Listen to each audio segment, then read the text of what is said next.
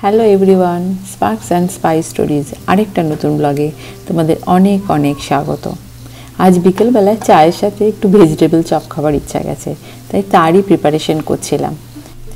তবে ভেজিটেবল চপের পুরটা আমার তৈরি করাই আছে। আমি এই ভেজিটেবল চপের পুর মাঝে মাঝে তৈরি করেই রেখে দিই। যখন খেতে ইচ্ছে যায় তখন জাস্ট ওইটাকে ভেজিটেবল চপে শেপ দিই আর ভেজে খাই। আমি দেখেছি বানিয়ে রেখে দিলে ফ্রিজ থেকে বের করে ভাজলে না ওর ক্রাঞ্চিনেসটা আর থাকে না, তাই যখন খেতে ইচ্ছে যায় তখন আমি ব্রেড ক্রাম্পে কোট করে নিই।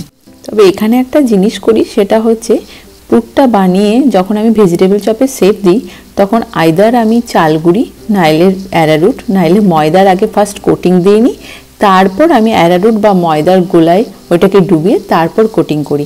এতে খেতে খুব টেস্টি হয় এবং ক্রাঞ্চি ভাবটা খুব ভালো থাকে। তবে আমি আরেকটা জিনিস করি, সেটা হচ্ছে ভেজিটেবল চপে সবসময় আমি ব্রেড ক্রাম্পে ডবল কোটিং দিই।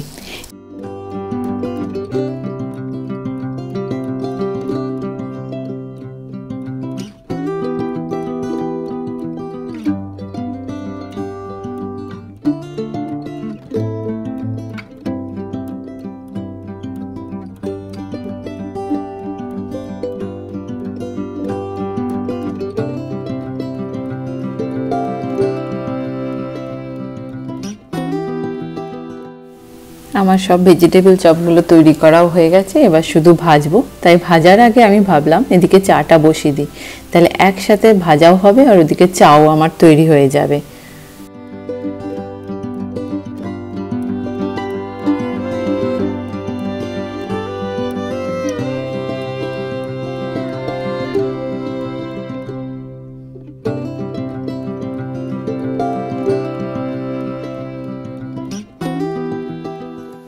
এদিকে আমার ভেজিটেবল চপও ভাজা হয়ে গেছে, ওইদিকে প্রায় চাটাও ফুটে এসছে।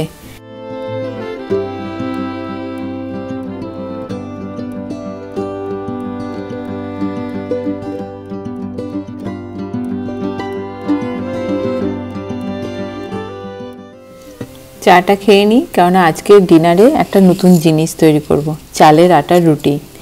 কোনোদিন তৈরি করিনি, মা দিদিমাদের করতে দেখেছি, কিন্তু আমি নিজে কখনো করিনি। আজ ভাবছি করব। চা খেয়ে একটু বিকেলে হাঁটতে বেরিয়েছিলাম। এই হাঁটতে হাঁটতেই দেখছি বাড়ির সামনে গাছটার মধ্যে এই একটা জিনিস ঝুলছে। এই বাচ্চারাই বানিয়েছে, ওদের তো এখন ছুটি চলছে।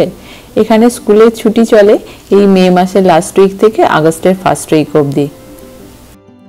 ইভিনিং ওয়াক সেরেই চলে এসেছি চালে। প্রথমে ঠান্ডা জলে একটু ময়দা, 1 চামচের মতো ময়দা, একটু নুন আর একটু তেল দিয়ে ভালো করে গুলে নিয়েছি। তারপর আমি এটা আঁচে বসিয়েছি এবং আঁচে বসাবার পর কন্টিনিউয়াস নাড়ছি, তার কারণ নিচে ময়দাটা নাইলে বসে যাবে।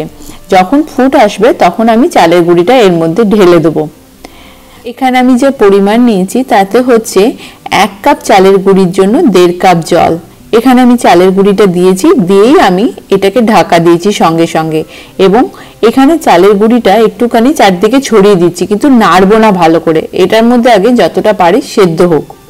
এই টাইমে আমি আরেকটা কাজ করেছি, সেটা হচ্ছে আমি আঁচটাকে বন্ধ করেছি। যেহেতু আমার এটা ইলেকট্রিক ওভেন, এখানে আঁচটা বন্ধ করে দিলে অনেকক্ষণ টেম্পারেচার থাকে, সে কারণে আমি বন্ধ করে দিয়েছি। তোমাদের যদি গ্যাস হয় তাহলে তোমরা সিমে দিয়ে দেবে। 5 মিনিট পর আমি এটাকে খুব ভালো করে নাড়ছি এবং এটা আবার ঢাকা দিয়ে দিচ্ছি যতক্ষণ না এটা নর্মাল টেম্পারেচারে আসে।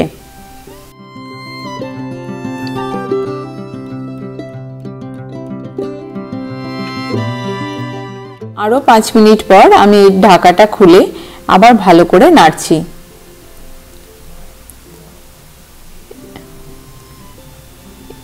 এবং যখন দেখবো এটা আমি হাতে করে নাড়তে পারবো তখন এটাকে আমি তুলে একটা পাত্রে নিয়ে নেব।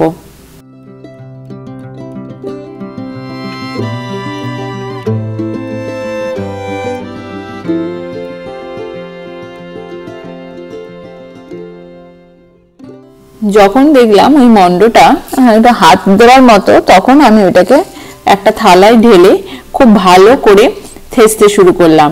এবং এখানে পাশে একটা বাটিতে আমি নর্মাল টেম্পারেচারে জল রেখেছি, কিন্তু জলটা আমি মন্ডটাতে ধোবো না। শুধু হাতটা গরম হয়ে গেলে তখন আমি হাতটাকে শুধু ঠান্ডা করার জন্য ওটা রেখেছি, নাইলে আমার এই যে চালের আটার মন্ডটা এটা পুরোটা নষ্ট হয়ে যাবে। আরেকটা জিনিস মনে রাখতে হবে, এখানে যেন যখন আমরা এটা থেসবো তখন যেন কোনো লাম্পস না থাকে, তাহলে কিন্তু এটা বেলবার সময় খুব অসুবিধা হবে।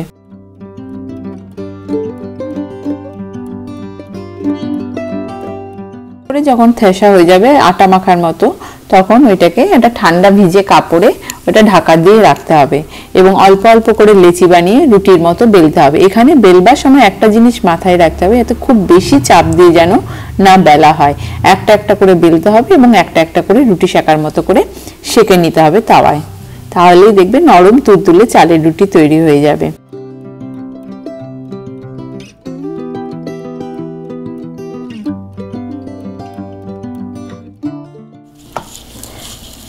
এখানে আমার রুটির চারদিকটা একটু ফেটে ফেটে গিয়েছিল, তার কারণ আমার চালের গুঁড়িটা পিওর আতপ চালের ছিল না। যদি এখানে আতপ চালের গুঁড়ি নাও তাহলে খুব ভালো হয় এই চালের রুটিটা।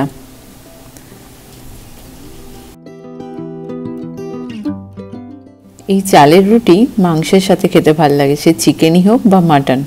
আমরা তাই সেদিন চিকেন কষাই বানিয়েছিলাম।